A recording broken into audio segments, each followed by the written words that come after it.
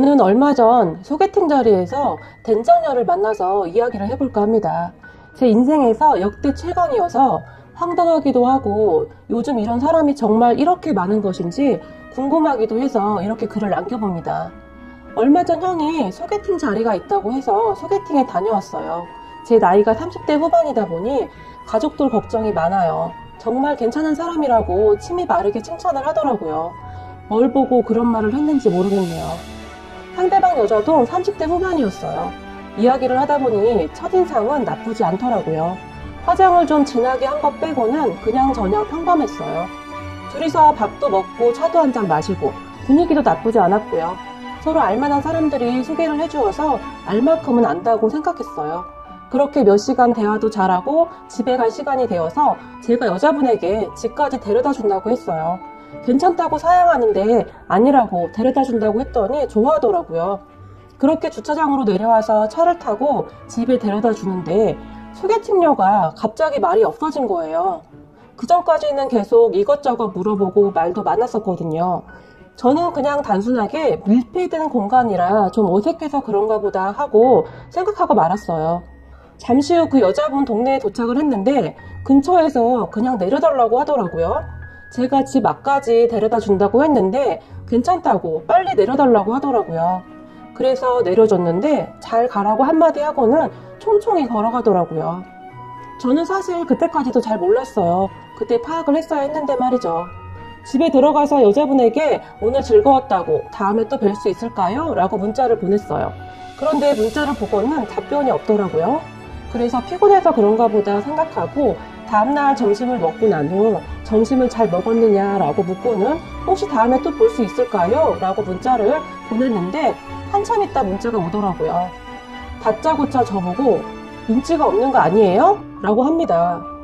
저는 이게 무슨 상황인지 이해가 되지 않아 당황한 상태로 혹시 제가 어제 무슨 실수를 했나요? 라고 물었습니다. 그랬더니 그렇게 눈치가 없으니 아직도 결혼을 못했죠. 정말 이렇게 문자가 왔어요. 느낌표를 한 10개는 한 것 같아요.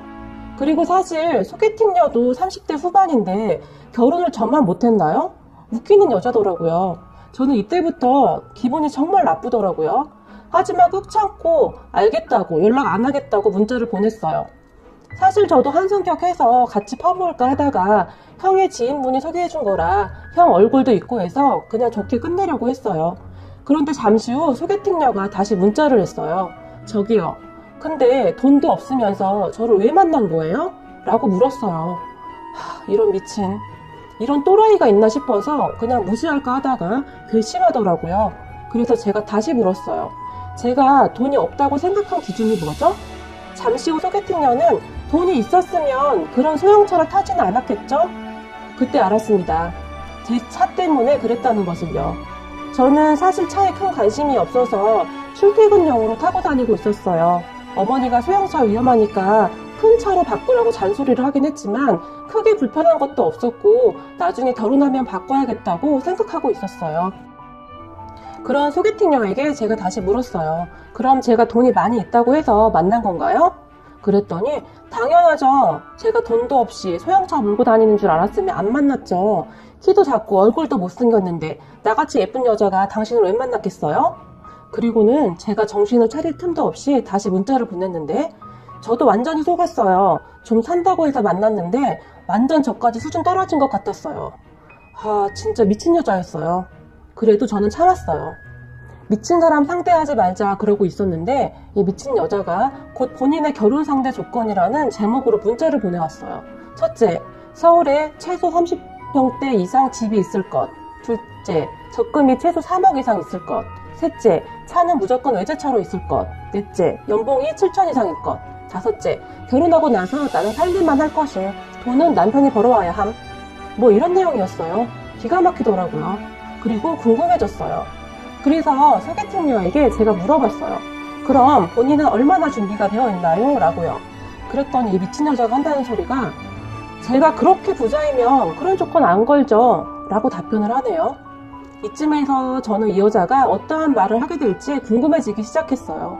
도대체 무슨 자신감으로 이러한 조건을 말하느냐는 제 물음에 상상도 못했던 답변이 돌아왔어요.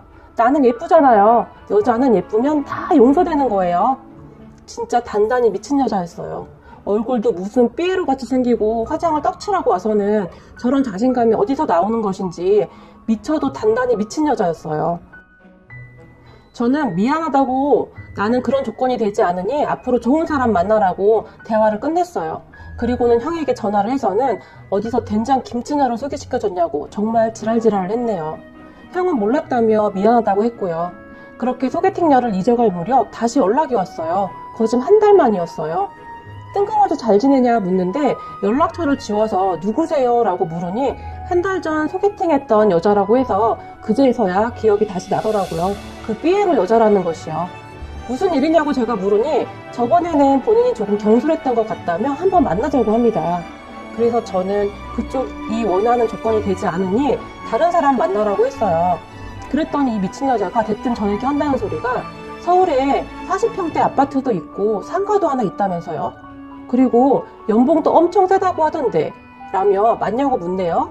그래서 맞다고 했어요.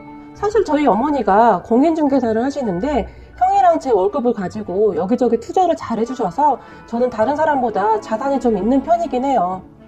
그랬더니 상가에서 월세는 얼마나 나오는지 묻더니 제 대답을 듣고는 바로 한다는 소리가 사실 제 기준으로 따지면 차 때문에 조금 그렇긴 한데 그 정도는 제가 이해할 수 있을 것 같아요. 그러니 다시 만나죠. 이 지랄을 합니다. 그래서 제가 관심이 없다고 했더니 저보고 후회하게 될 거라고 합니다. 앞으로 어디 가서 자기처럼 예쁜 여자를 만나겠냐고 잘 생각해보라고요. 저는 드디어 폭발하고 말았어요. 그리고는 너 딱 걸렸어 하는 마음으로 이 미친 여자에게 혹시 거울은 봤냐? 아침마다 거울 보고 다니는데 너 자신이 예뻐 보이냐? 너 화장 지운 얼굴 셀카 좀 찍어서 보내봐라. 화장을 떡칠했던데 그게 변장이지 화장이냐? 그리고도 분이 풀리지 않아서 삐에로 사진 하나를 찾아서 보내줬어요. 너 삐에로 닮았다는 소리 많이 들었을 것 같은데 못 들었냐고. 아무리 봐도 삐에로 닮았는데 라고 문자를 보내버렸어요.